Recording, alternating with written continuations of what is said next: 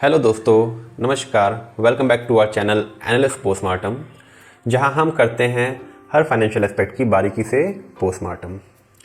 तो दोस्तों, आज का टॉपिक बहुत ही इंटरेस्टिंग है और हर भारतीय की एक इच्छा होती है कि उसकी एक प्रॉपर्टी हो जिसके थ्रू वो रेंटल इनकम अर्न कर सके रेगुलरली।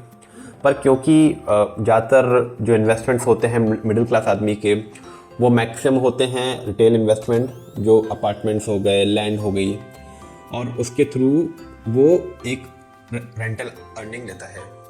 पर क्योंकि आज की डेट में प्रॉपर्टीज़ भी इतनी महंगी हो गई हैं, रेजिडेंशियल प्रॉपर्टीज़ भी इतनी हाई कॉस्ट हो गई हैं कि उसको अफोर्ड करना, वो भी इन्वेस्टमेंट, ओन कंजम्पशन के अलावा इन्वेस्टमेंट, बहुत ही चैलेंजेस है।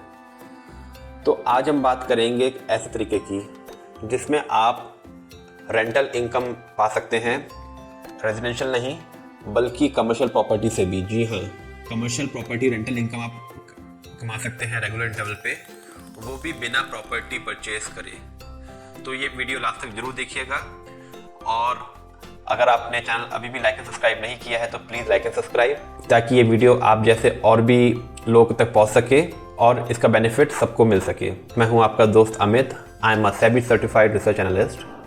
हम बात करेंगे एक ऐसे तरीके की आज जिसमें आप कमर्शियल प्रॉपर्टी ओन कर सकते हैं, और सबसे उसका बेनिफिट है कि रेगुलर इंटरवल पे आपको उसकी जो अर्निंग्स होंगी वो आपसे इक्वली शेयर होंगी। जी हाँ, तो आज हम बात करने जा रहे हैं रीट्स की, जिसका मतलब होता है real estate investment trust companies.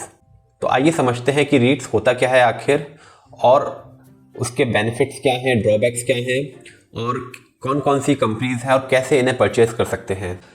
और अब आज की डेट में 3 बड़े रीट्स ट्रस्ट हैं जो इंडिया में सेबी से अप्रूव्ड हैं। तो रीट्स बेसिकली वो कंपनियां हैं जो property, real estate properties of high portfolio manage करती हैं, और उसके थ्रू जो अर्निंग्स आती हैं उसको वो अपने स्टेक होल्डर्स में as a dividend equally distribute करते हैं। जी हाँ, तो जो भी इनकम जनरेट होती है उन property on a regular interval as a form of dividend, उसकी रेंटल इनकम प्लस उसका जो एप्रिसिएशन होएगा वो अपने स्टेक होल्डर से इक्वली डिस्ट्रीब्यूट होता है। अब इसका सबसे अच्छा बेनिफिट क्या है, इस प्रॉपर्टी पे जो भी 90% अर्निंग होगी वो इक्वली डिस्ट्रीब्यूट होगी उनके स्टेक होल्डर्स पे। अब ये प्रॉपर्टी डाटा सेंटर हो सकती है, बड़े बड़े टेक पार्क्स हो सकते हैं, हॉस्पिटल्स हो सकते हैं, एंड अपार्टमेंट्स हो सकते हैं। तो डिफरेंट कैटेगरीज हैं रीट्स के अंदर जिसमें ये कंपनीज इन्वेस्ट करती हैं। तो आइए क्विकली कुछ एडवांटेजेस की बात कर लेते हैं, फिर हम डिसएडवांटेज की बात करेंगे, और फिर लास्ट में बात करेंगे कौन से रीट्स हैं इंडिया में और कैसे उनमें इन्वेस्ट किया जा सकता है। तो सबसे बड़ा बेनिफिट तो है कि आपको बिना 100% कैपिटल पे किए हुए जितने भी आपकी कैपेसिटी, जितना भी आप इन्वेस्ट करना चाहते हैं, उसके बेसिस पे आपको डिविडेंड मिलेगा on a regular interval, so that will be a regular income for you. Second है लिक्विडिटी, क्योंकि ये एनएससी और बीएससी में ट्रेड होते हैं, लिक्विडिटी की कोई चैलेंज नहीं है, आप जब चाहें इसमें अपना पैसा डाल सकते हैं, जब चाहे निकाल सकते हैं। तीसरा ट्रांसपेरेंसी, क्योंकि ये सेबी के अंडर गवर्न होते हैं, तो जैसे बाकी बड़ी कंपनीज सेबी में ट्रेड होती हैं एनएससी और बीएससी के थ्रू, वैसे ही ये भी ट्रेड होते हैं एनएससी बीएससी के थ्रू। तो क्योंकि सेबी रेगुलेटेड है तो ट्रांसपेरेंसी बहुत अच्छी रहती है। और लास्ट बेनिफिट है डाइवर्सिफाइड पोर्टफोलियो। तो अगर आप अपना इन्वेस्टमेंट पोर्टफोलियो क्रिएट कर रहे हैं और आप एक बड़ी प्रॉपर्टी अपना रेंटल इनकम या फिर रियल एस्टेट पे नहीं डाल सकते because of the huge capital required, आप जितना पोर्शन आपका पोर्टफोलियो का 10%, 5%, जितनी आपका कैपेसिटी है उसके अकॉर्डिंगली आप इन्वेस्ट कर सकते हैं अपने पोर्टफोलियो को रियल एस्टेट में, और वो भी कमर्शियल प्रॉपर्टी। तो ये तो हो गई कुछ इसके एडवांटेजेस। अब बात करते हैं इसके कुछ डिसएडवांटेजेस की। सबसे बड़ा डिसएडवांटेज है कि इसमें आपको, क्योंकि आप 100% प्रॉपर्टी ओन नहीं कर रहे तो you don't get the tax benefit, और वो तो न्यू टैक्स रिजाइम में वैसे भी बेनिफिट्स आप इग्नोर कर सकते हैं। तो जो अगर न्यू टैक्स स्लैब है तो उसमें वैसे भी आपको बेनिफिट नहीं मिलेगा, तो इसलिए इसका इतना कोई खासा फर्क नहीं बैठेगा। दूसरा ड्रॉबैक है, क्योंकि हम जानते हैं कि प्रॉपर्टी का जो रेट होता है वो एकदम स्टॉक मार्केट की तरह नहीं बढ़ता है कि शेयर आज भाग गया 10%, 15%, वो एक एरिया प्रॉपर्टी वैल्यू के अकॉर्डिंगली बढ़ता है। तो ग्रोथ बहुत ग्रेजुअल होती है जैसे कि प्रॉपर्टीज में होती है। तीसरा है कि मेंटेनेंस, क्योंकि ये कंपनी उस प्रॉपर्टी को इंफ्रा बिल्ड करती हैं, उनका मेंटेनेंस करती हैं एंड टू एंड, तो मेंटेनेंस कॉस्ट थोड़ी हाई होती है। तो ये कुछ ड्रॉबैक्स हैं रीट्स के। कौन से वो पॉपुलर रीट्स हैं इंडिया में जिसमें आप इन्वेस्ट कर सकते हैं? तो पहले बता दें कि ये रीट्स यूएस में बहुत 1974 से लॉन्च हुआ था। इंडिया में 2019 में आया है, लेकिन यूएस में बहुत ही अच्छा, ये बहुत ही पॉपुलर इन्वेस्टमेंट पोर्टफोलियो है। तो इंडिया में 3 बड़ी कंपनियां हैं जिसमें आप रीट्स के थ्रू इन्वेस्ट कर सकते हैं। तो पहली कंपनी है एम्बेसी टेक पार्क्स। तो एम्बेसी बहुत ही बड़ा बिल्डर है इंडिया में, पैन इंडिया प्रेजेंस है उसकी, और यूजली बड़े बड़े टेक पार्क्स डेवलप करते हैं एम्बेसी, या फिर हॉस्पिटैलिटी, हॉस्पिटल्स, इंफ्रास्ट्रक्चर क्रिएट करते हैं। और अभी ये बहुत अच्छा वक्त क्यों है, क्योंकि इंडिया में लॉन्च हुई थी 2019 में, और उसके बाद आ गया कोविड। तो जितनी भी कमर्शियल प्रॉपर्टीज़ थी उनमें लीजिंग कम होने लगी, उनकी अर्निंग्स कम होने लगी। तो जो जिस प्राइस पे आईपीओ लॉन्च हुए थे रीट्स के, उससे काफ़ी लोअर प्राइस पे इस समय अवेलेबल है। हम देखेंगे क्विकली उनके प्राइसेस।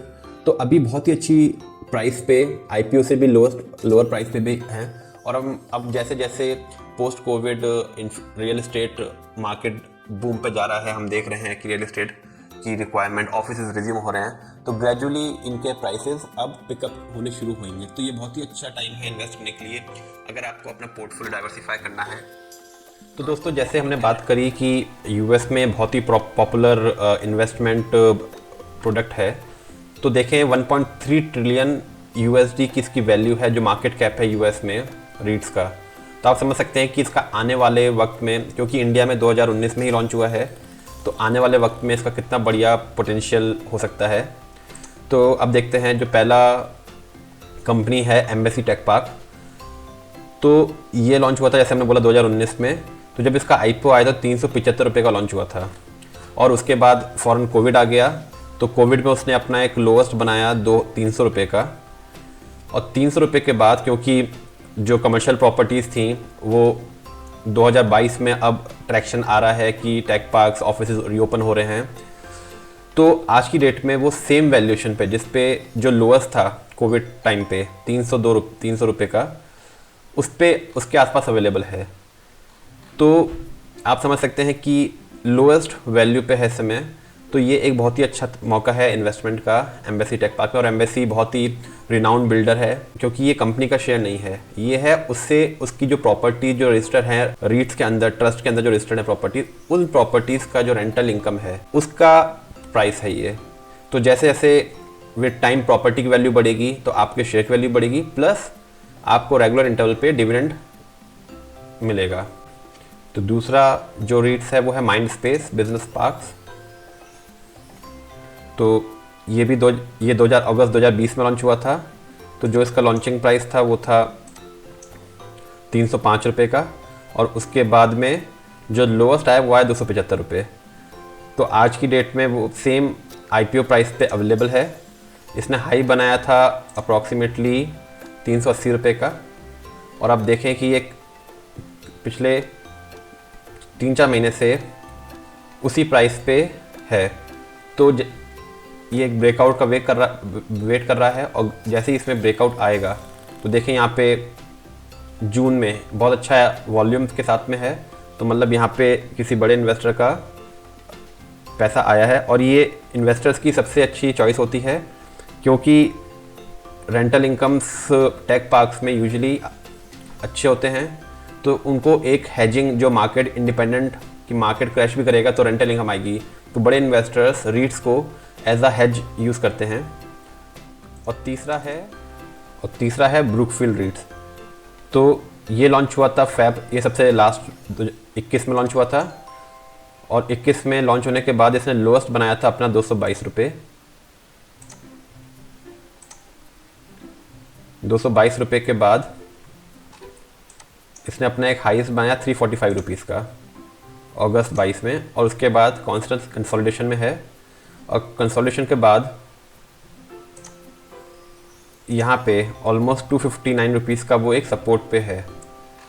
तो ये 3 रीट्स से इंडिया में जो अवेलेबल है आज की डेट में। जैसा हमने बताया कि यूएस में बहुत बड़ा प्रोडक्ट है, तो इसका फ्यूचर प्रोस्पेक्ट बहुत ही बेहतरीन है।